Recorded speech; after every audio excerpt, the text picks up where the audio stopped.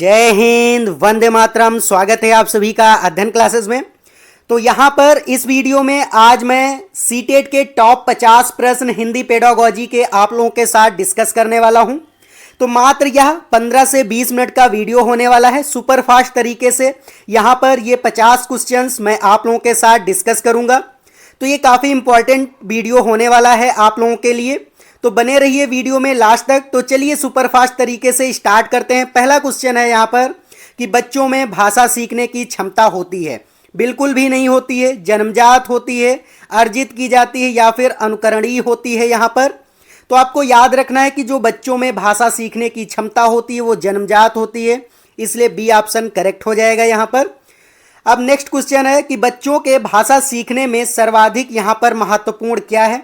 बातचीत करना, सुंदर लिखना, मानक वर्तनी या फिर शुद्ध उच्चारण। तो यहाँ पर बच्चों के जो भाषा सीखने में सर्वाधिक महत्वपूर्ण है वह है बातचीत करना, क्योंकि जब बच्चे बातचीत करेंगे तभी सबसे ज़्यादा अच्छे तरीके से वो भाषा सीखते हैं। इसलिए यहाँ पर आपको ए ऑप्शन यहाँ पर लॉक कर देना है।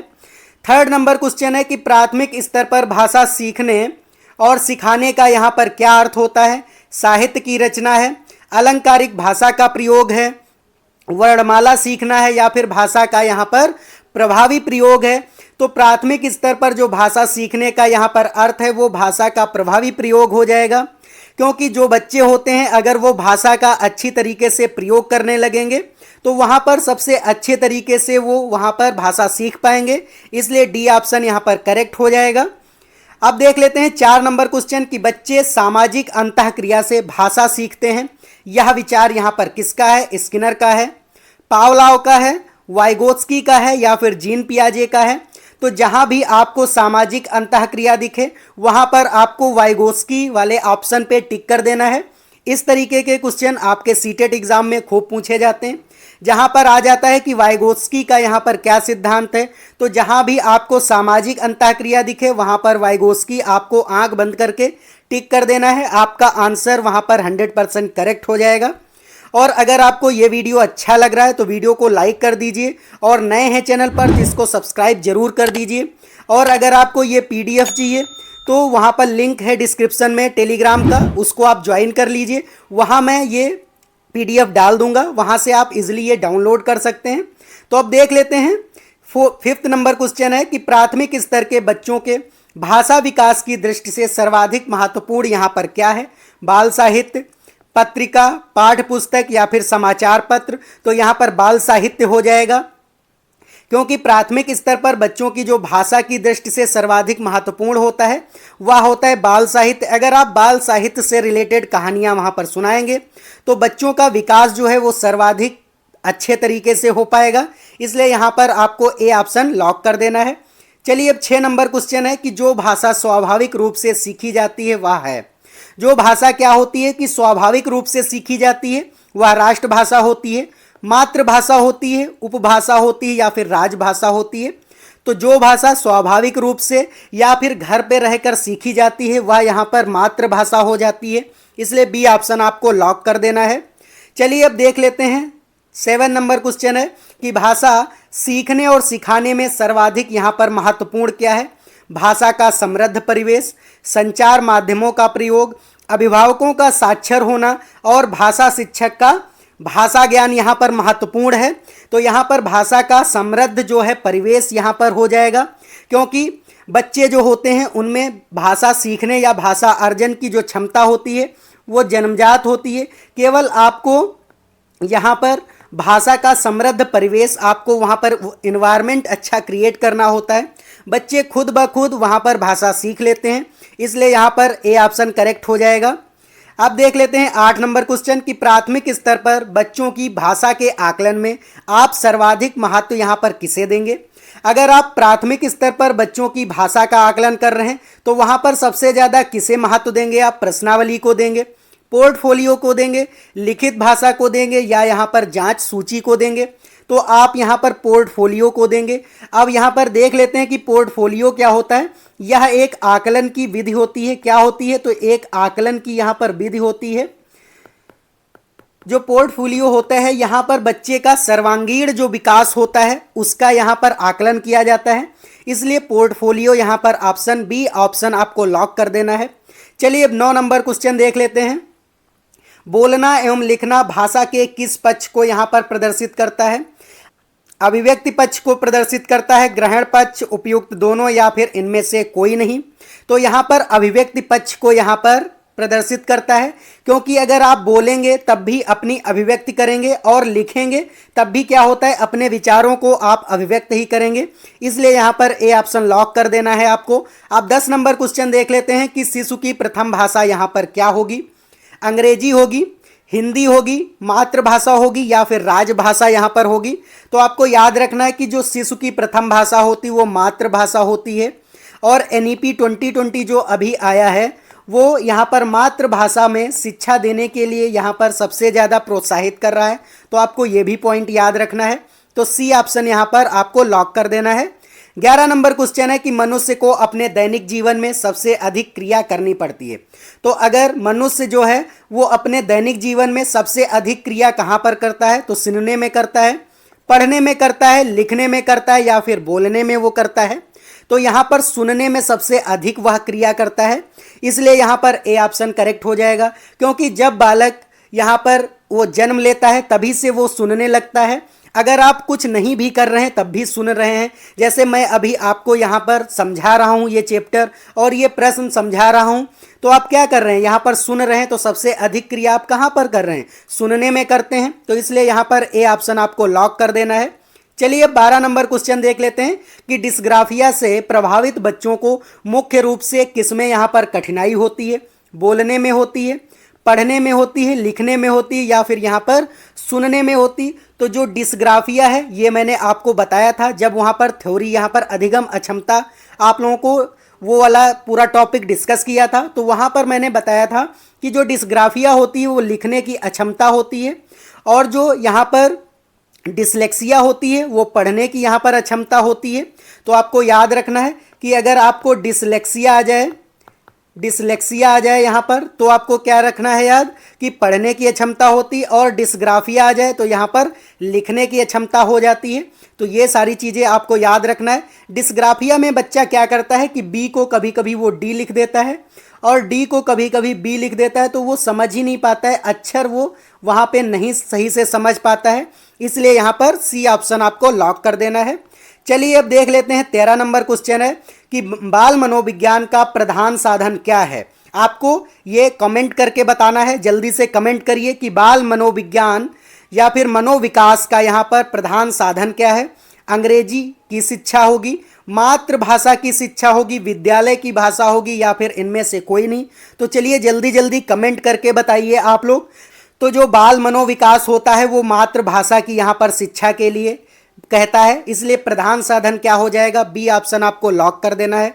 चलिए अब देख लेते हैं 14 नंबर क्वेश्चन कि बालक के संवेग स्थायी भावों का यहाँ पर मातृभाषा से कैसा संबंध होता है? घनिष्ठ होता है, सामान्य होता है, अच्छा होता है, या फिर इनमें से कोई नहीं होता है?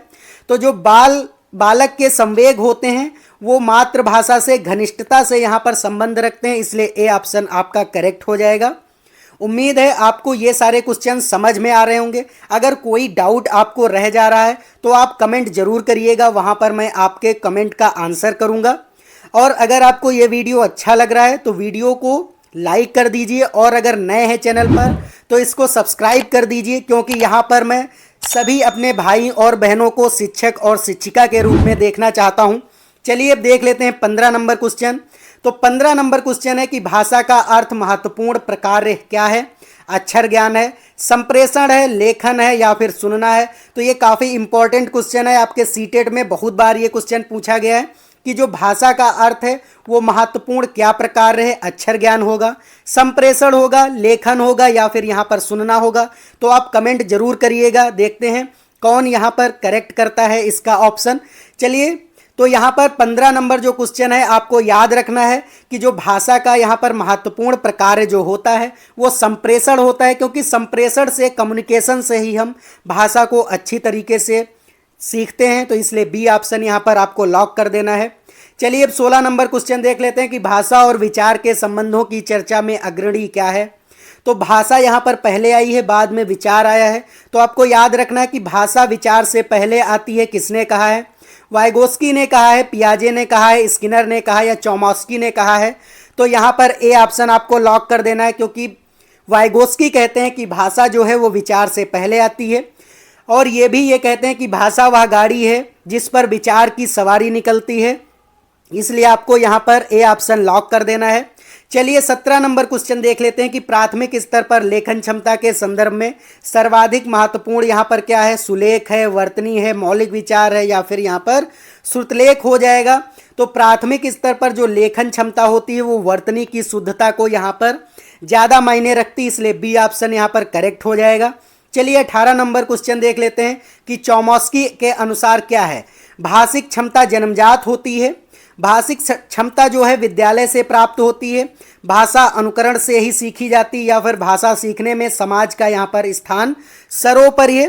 तो जो चोमस्की हैं वो कहते हैं कि जो भाषा है वो जन्मजात होती है, बच्चों में भाषा की क्षमता जन्मजात होती है। तो ये आपको याद रखना है। 18 जो क्वेश्चन है उसका ए ऑप्शन यहाँ पर करेक्ट हो जाएगा। 19 नंबर क्वेश्चन है कि कहानी सुनते समय बच्चे कहानी के लंबे लंबे वाक्यों से घबराते नहीं हैं, बशर्ते वाक्य कैसा होना चाहिए? सीधे व सरल होने चाहिए, सार्थक तथा मज़ेदार होने चाहिए, जोर से बोले गए हों या फिर पहले से सुने गए हों। तो यहाँ पर आपको याद रखना है कि कहानी सुनते समय बच्चे कहानी के लंबे लंबे वाक्यों से तभी नहीं घबराएंगे जब आपके वाक्य जो है सार्थक होंगे, मतलब उनमें अर्थ होगा, और वो मज़ेदार होंगे, उनको इंटरेस्ट आएगा, तभी वहाँ पर घबराएंगे नहीं बच्चे। इसलिए बी ऑप्शन यहाँ पर लॉक कर देना है। तो सुपरफास्ट तरीके से ये 50 क्वेश्चन मैं आप लोगों को करा रहा हूँ। थोड़ा ये मैं फास्ट करा रहा हूँ वीडियो, क्योंकि ये काफ़ी लंबी ना बने वीडियो, इसीलिए ये सारी चीज़ें थोड़ी फास्ट हो रही हैं। चलिए तो अब 20 नंबर क्वेश्चन देख लेते हैं कि पढ़ने की संस्कृति के विकास के क्रम में डैश पठन को प्रोत्साहित किए जाने में की आवश्यकता यहाँ पर क्या है? सामूहिक है, वैयक्तिक है, सस्वर है, या फिर यहाँ पर मौन हो जाएगा? तो यहाँ पर वैयक्तिक होगा, क्योंकि जो पढ़ने की संस्कृति के विकास के क्रम में है वहाँ पर वैयक्तिक पठन को आप प्रोत्साहित करेंगे, क्योंकि सभी बच्चे क्या होते हैं? सभी बच्चे एक जैसे नहीं होते हैं, इसीलिए समावेशी कक्षा हमें प्रोत्साहित किया जाता है। एनसीएफ जो है वो यहाँ पर समावेशी कक्षा को प्रोत्साहित करता है, तो इसलिए वैयक्तिक हो जाएगा। यहाँ पर हमें वैयक्तिक जो है प्रॉपर्टी को यहाँ पर प्रोत्साहित करना है। सभी बच्चे अलग अलग तरीके से सीखते हैं, तो हमें जिस तरीके से बच्चे सीखते हैं उनको वहाँ पर प्रोत्साहित करना है। तो यहाँ पर बी ऑप्शन आपको लॉक कर देना है। चलिए अब 21 नंबर क्वेश्चन देख लेते हैं कि बालकों का बौद्धिक, नैतिक, सांस्कृतिक विकास निर्भर करता है। तो बालकों का बौद्धिक, नैतिक और सांस्कृतिक विकास किस पर निर्भर करता है? खेल क्षमता पर, भाषा क्षमता पर, अध्ययन क्षमता पर, या फिर इनमें से कोई नहीं? तो यहाँ पर भाषा क्षमता पर यहाँ पर निर्भर करता है, क्योंकि जब बच्चे भाषा की क्षमता को ही अच्छे से समझेंगे तो उनका बौद्धिक विकास, नैतिक विकास, सांस्कृतिक विकास, ये सभी विकास उनके अच्छी तरीके से होंगे। इसलिए यहाँ पर बी ऑप्शन आपको लॉक कर देना है। चलिए 22 नंबर क्वेश्चन देख लेते हैं कि वर्णमाला क्या है? वर्णों का समूह है, वाक्यों का समूह है, शब्दों का समूह है, या फिर उपयुक्त यहाँ पर सभी हो जाएगा। तो यहाँ पर वर्णों का समूह होता है। वर्णमाला के कितने भेद होते हैं? वर्णमाला में आपको याद रखना कि 52 वर्ण होते हैं, तो 52 टोटल वर्ण होते हैं, और इसको दो भागों में बांटा गया है, स्वर और व्यंजन के फॉर्म में। तो स्वर और व्यंजन भी आपको याद रखना है। स्वर कितने होते हैं? 11 होते हैं हिंदी वर्णमाला में, और व्यंजन टोटल 33 होते हैं। तो ये भी पॉइंट आपको याद रखना है कि वर्णमाला में 52 वर्ण होते हैं, स्वर और व्यंजन में इसको बांटा गया है। स्वर हिंदी वर्णमाला में 11 होते हैं और व्यंजन हिंदी वर्णमाला में 33 होते हैं। तो इसलिए यहाँ पर ए ऑप्शन लॉक कर देना है आपको। चलिए अब 23 नंबर क्वेश्चन देख लेते हैं कि मौखिक भाषा की अंतिम इकाई क्या है? यहाँ पर आपको याद रखना कि मौखिक भाषा की अंतिम इकाई क्या है? वर्ण है, ध्वनि है, वचन है, या फिर यहाँ पर उपयुक्त सभी हो जाएगा? तो यहाँ पर ध्वनि हो जाएगा। अगर मौखिक भाषा आ जाए तो आपको याद रखना कि ध्वनि, अगर यहाँ पर लिखित भाषा आ जाए, क्या आ जाए? लिखित भाषा आ जाए, लिखित भाषा, तो आपको यहाँ पर वर्ण को टिक कर देना है।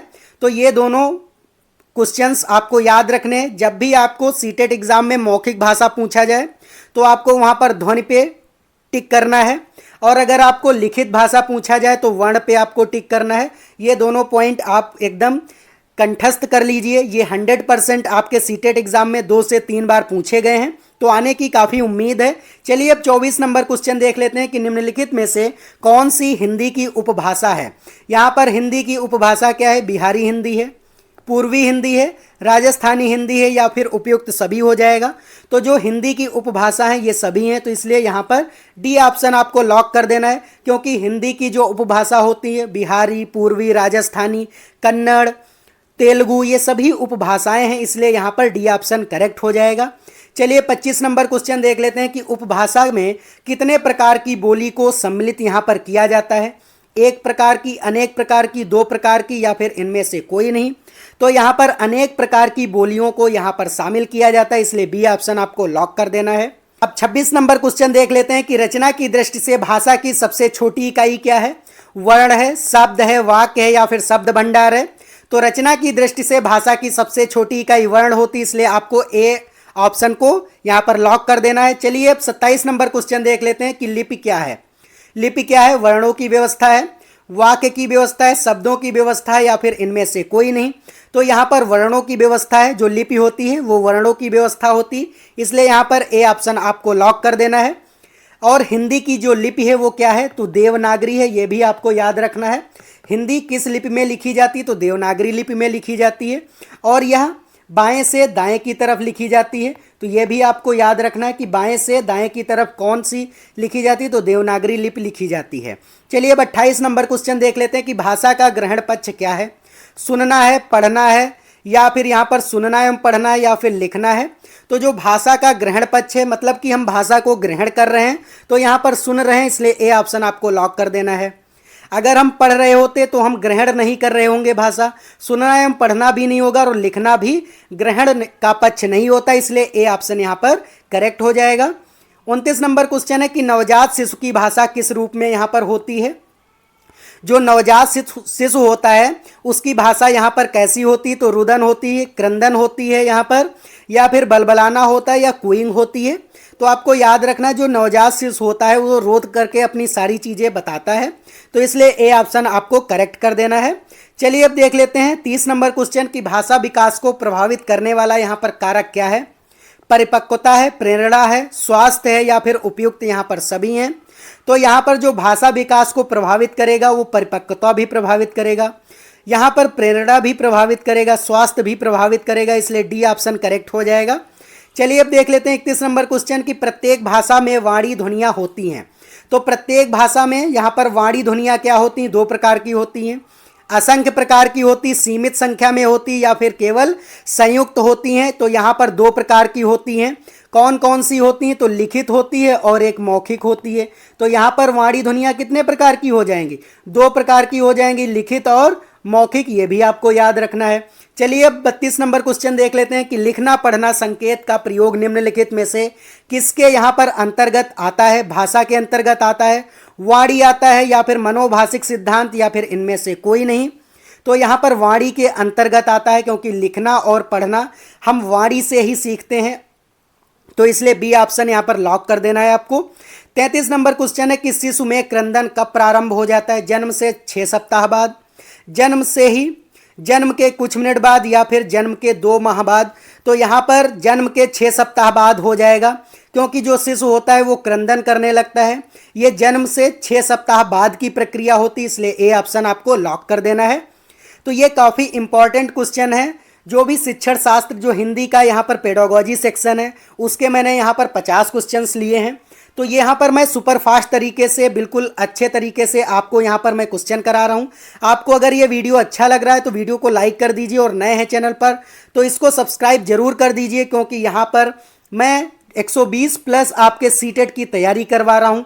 चलिए 34 नंबर क्वेश्चन देख लेते हैं कि मनोवैज्ञानिक दृष्टि से शिक्षा की सार्वभौमिक प्रक्रिया क्या है। यहाँ पर तो अधिगम है, शिक्षण है, स्मरण है या फिर विस्मरण है। तो विस्मरण क्या होता है, भूल जाना होता है, इसलिए ये भी नहीं होगा। स्मरण याद करना होता है, तो ये भी नहीं होगा। आप देख लेते हैं अधिगम और शिक्षण में कोई एक होगा, तो आप कमेंट करके बताइएगा कि क्या होगा। मनोवैज्ञानिक दृष्टि से शिक्षा की जो सार्वभौमिक प्रक्रिया होती है वो अधिगम हो जाएगा, इसलिए ए ऑप्शन आपको लॉक कर देना है, क्योंकि जो अधिगम है वो हर जगह आपका होता है, इसलिए सार्वभौमिक हो जाता है। तो यहाँ पर ए ऑप्शन करेक्ट हो जाएगा। अब 35 नंबर क्वेश्चन है कि मनुष्य की संस्कृति व सभ्यता का विकास होता है तो किसमें होता है? तो पाठन क्रिया द्वारा होता है, लेखन क्रिया द्वारा होता है, भाषा द्वारा होता है, या फिर इनमें से कोई नहीं होगा। तो यहाँ पर आपको याद रखना है कि भाषा के द्वारा मनुष्य की संस्कृति और सभ्यता का विकास हुआ है, इसलिए सी ऑप्शन आपको लॉक कर देना है। चलिए 36 नंबर क्वेश्चन देख लेते हैं कि सीखने के प्रमुख नियमों का प्रतिपादन किया है। तो सीखने के प्रमुख नियमों का प्रतिपादन यहाँ पर किसने किया है? थॉर्नडाइक ने किया है, मैकडूगल ने किया है, स्किनर ने किया है, या फिर यहाँ पर पावलोव ने किया है? तो यहाँ पर थॉर्नडाइक ने किया है। और थॉर्नडाइक ने जो यहाँ पर सीखने का जो किया था, सीखने के जो नियम बताए थे वो प्रयास एवं त्रुटि का यहाँ पर सिद्धांत बताया था। तो आपको याद रखना है कि जो प्रयास और त्रुटि का सिद्धांत किसने दिया था? तो थॉर्नडाइक ने दिया था, और सीखने के यहाँ पर प्रमुख नियमों को भी इन्होंने बताया था, तो इसलिए ए ऑप्शन आपको लॉक कर देना है। चलिए 37 नंबर क्वेश्चन देख लेते हैं कि नवीन अनुबंधन सिद्धांत के प्रवर्तक यहाँ पर कौन है? स्किनर है, कोहलर है, पावलोव है, या फिर यहाँ पर टर्मन हो जाएगा? तो स्किनर है, क्योंकि यहाँ पर अनुबंधन जहाँ पर भी आ जाएगा आपको याद रखना है शास्त्रीय अनुबंधन का सिद्धांत किसने दिया था? तो स्किनर ने दिया था, इसलिए यहाँ पर ए ऑप्शन करेक्ट हो जाएगा। चलिए अब देख लेते हैं 38 नंबर क्वेश्चन की अनुकरण का सिद्धांत किसने दिया है? तो यहाँ पर अनुकरण क्या होता है? अनुकरण का होता है साथ साथ में दोहराना। तो यहाँ पर स्किनर ने दिया है, वुडवर्थ ने दिया है, हिलगार्ड ने दिया, या फिर यहाँ पर वाटसन ने दिया है? तो यहाँ पर हिलगार्ड ने अनुकरण का सिद्धांत दिया, इसलिए सी ऑप्शन करेक्ट हो जाएगा। 39 नंबर क्वेश्चन देख लेते हैं कि यहाँ पर सीखने से परिवर्तन होता है। तो सीखने से क्या परिवर्तन होता है? व्यक्ति के व्यवहार में, व्यक्ति की मूल प्रवृत्तियों में, व्यक्ति के प्रेरणा में, या फिर उपयुक्त सभी यहाँ पर हो जाएगा। तो व्यक्ति के व्यवहार में परिवर्तन होता है। तो सीखने से जो परिवर्तन होता है वो व्यक्ति के व्यवहार में होता है, इसलिए यहाँ पर ए ऑप्शन लॉक कर देना है। चलिए 40 नंबर क्वेश्चन है कि थॉर्नडाइक ने सीखने के कितने नियमों का यहाँ पर प्रतिपादन किया था? 2 किया था, 3 किया था, 4 किया था, या फिर यहाँ पर 5 किया था? तो 2 किया था। एक इन्होंने मुख्य नियम बताया था, और एक गौड़ नियम बताया था। गौड़ नियम, तो ये 2 प्रकार के इन्होंने सीखने के नियमों को प्रतिपादन किया था, तो ए ऑप्शन करेक्ट हो जाएगा। अब 41 नंबर क्वेश्चन है कि सीखने के लिए मनुष्य सर्वाधिक किस विधि को अपनाता है? अनुकरण विधि को अपनाता है, सूझबूझ को अपनाता है, त्रुटि एवं प्रयास को अपनाता है, या फिर उपयुक्त सभी को यहाँ पर अपनाता है? तो अनुकरण की विधि को अपनाता है, क्योंकि जब बच्चा छोटा होता है तो वो सबसे अच्छे तरीके से जब सीखता है तो वो अनुकरण विधि ही अपनाता है। क्योंकि यहाँ पर अगर उसकी माँ कोई भी फ़ोन पर बात कर रही होती है तो बच्चा भी हाथ को फ़ोन के रूप में लगा करके वो बात करने लगता है। तो अनुकरण से सबसे अच्छे तरीके से व्यक्ति यहाँ पर सीखता है, तो ए ऑप्शन यहाँ पर लॉक कर देना है। चलिए अब 42 नंबर क्वेश्चन है कि भाषा किसका साधन है? वाचन का है, भाव अभिव्यक्ति का है, लेखन का है, या फिर इनमें से कोई नहीं का है? तो भाव अभिव्यक्ति का है, क्योंकि भाषा के द्वारा हम अपने भावों एवं विचारों को प्रकट करते हैं, इसलिए बी ऑप्शन यहाँ पर करेक्ट हो जाएगा। 43 नंबर क्वेश्चन है कि वह मूल ध्वनि जिसके खंड व टुकड़े नहीं किए जा सकते वह क्या है? तो शब्द है, वाक्य है, वर्ण है, या फिर पाठ है? तो वर्णों के यहाँ पर खंड या टुकड़े नहीं किए जा सकते। जैसे कि मैंने यहाँ पर छोटा आ लिख दिया, तो अब इसको आप और छोटे टुकड़ों में यहाँ पर खंडित नहीं कर सकते हैं, इसलिए यहाँ पर वर्ण ऑप्शन करेक्ट हो जाएगा। 44 नंबर क्वेश्चन है कि वर्णमाला को कितने भागों में यहाँ पर बांटा जा सकता है? तो वर्णमाला को एक भाग में बांटा जा सकता है, 2, 3 या 4। तो यहाँ पर क्या हो जाएगा? 2 भागों में बांटा जा सकता है, स्वर और व्यंजन के रूप में। तो अभी मैंने बताया था कि वर्णमाला को कितने भागों में बांटा जा सकता है? 2 भागों में, स्वर और व्यंजन यहाँ पर हो जाएगा, तो बी ऑप्शन आपको लॉक कर देना है। 45 नंबर क्वेश्चन है कि भाषा शिक्षण का सामान्य उद्देश्य क्या है? कि दूसरों की बात सुनकर समझ सकें, पढ़कर अर्थ ग्रहण कर सके, बोलकर अपनी बात कह सके, या फिर उपयुक्त सभी यहाँ पर हो जाएगा। तो उपयुक्त सभी हो जाएगा, क्योंकि भाषा शिक्षण का सामान्य उद्देश्य क्या होगा? कि दूसरों की बात सुनकर समझ सकना, वहाँ पर पढ़कर अर्थ ग्रहण करना, बोलकर अपनी बात कहना। तो यहाँ पर डी ऑप्शन आपको लॉक कर देना है। चलिए 46 नंबर क्वेश्चन देख लेते हैं कि अधिगम की विशेषता क्या है? परिवर्तनशीलता है, सार्वभौमिकता है, समायोजनशीलता है, या फिर उपयुक्त सभी यहाँ पर हो जाएगा। तो उपयुक्त सभी हो जाएगा, क्योंकि अधिगम जो है वो परिवर्तनशील भी होता है, सार्वभौमिक भी होता है, समायोजनशील भी होता है, इसलिए डी ऑप्शन आपको लॉक कर देना है। 47 नंबर यहाँ पर क्वेश्चन है कि क्रियात्मक अधिगम का उदाहरण है। तो क्रिया किसमें हो जाएगी? साइकिल चलाना सीखना, पढ़ना सीखना, हिसाब लगाना सीखना, या इनमें से कोई नहीं? तो साइकिल जब आप चलाएंगे तो वहां पर सबसे ज़्यादा क्रिया करेंगे, इसलिए ए ऑप्शन आपको लॉक कर देना है। 48 नंबर क्वेश्चन है कि संज्ञानात्मक शिक्षण के किस प्रकार की क्रियाओं को प्रधानता यहाँ पर दी जाती। जो संज्ञानात्मक शिक्षण होता है उसमें किस क्रिया को यहाँ पर प्रधानता दी जाती, शारीरिक क्रिया को, सामाजिक क्रिया को, मानसिक क्रिया को, या फिर इनमें से किसी कोई नहीं। तो यहाँ पर मानसिक क्रिया को हो जाएगा, क्योंकि संज्ञानात्मक शिक्षण तभी हो पाएगा जब आप मानसिक रूप से चीज़ों को सोच पाएंगे। तो सी ऑप्शन आपको लॉक कर देना है।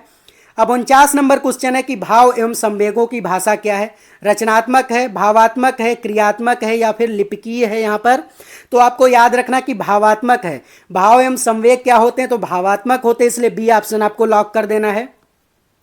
चलिए अब देख लेते हैं 50 नंबर क्वेश्चन, और ये लास्ट क्वेश्चन है। तो यहाँ पर मैंने आपको सुपर फास्ट तरीके से, ये काफ़ी इंपॉर्टेंट 50 क्वेश्चन है हिंदी पेडागोजी के, ये बार बार आपके सीटेट में रिपीट हुए क्वेश्चन है। तो देख लेते हैं 50 नंबर क्वेश्चन की पठन पाठन के अंत में ऐसे अभ्यास का गतिविधियां हों जो क्या हों कि बच्चों को स्वयं कुछ करने और सीखने का अवसर प्रदान करें, केवल पाठ से ही संबंधित हों, पाठ पर बिल्कुल आधारित ना हो, या फिर सरल भाषा वाले हों। तो बच्चों को स्वयं कुछ करने और सीखने का अवसर प्रदान करना चाहिए। इसी तरीके का यहाँ पर पठन पाठन होना चाहिए। तो ए ऑप्शन आपको लॉक कर देना है। तो ये 50 क्वेश्चंस थे। उम्मीद है आपको सारे क्वेश्चन समझ में आए होंगे। अगर आपको ये वीडियो अच्छा लगा है तो वीडियो को लाइक कर दीजिए। आप यहाँ पर चैनल को सब्सक्राइब जरूर कर लीजिए। अगर आपको यहाँ पर फ्री पीडीएफ चाहिए तो मेरा टेलीग्राम चैनल आप ज़रूर ज्वाइन कर लीजिए। वहाँ पर मैं ये पीडीएफ अपलोड कर दूंगा, वहाँ से आप इजीली ये डाउनलोड कर सकते हैं। तो आज के लिए दोस्तों इतना ही। अब मिलते हैं नेक्स्ट वीडियो में, तब तक के लिए जय हिंद, जय भारत।